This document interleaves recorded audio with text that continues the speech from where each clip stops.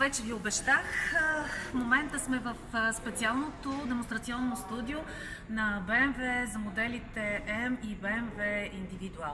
В момента съм в седмата серия, която е в интериора оборудвана с тази специална кожа мерино, но всъщност тя се прави от телешка кожа, от много специални крави, които живеят единствено в Алпите, и то поради причина, че там горе високо няма мухички или комари, които да ги хапат, и по този начин кожата им никога не е хапана от такива насекоми и тя е абсолютно здрава. Само такава кожа се използва.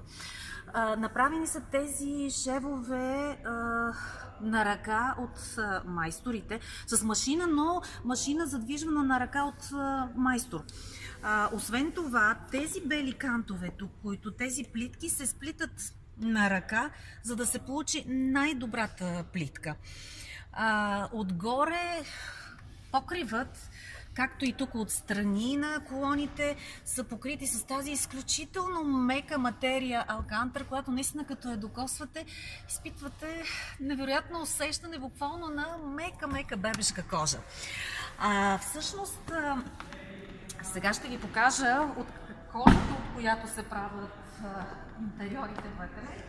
Ето, примерно това парче, това представлява за една седма серия, например, са нужни 40 квадратни метра кожа, или иначе казано, това са 8 крави.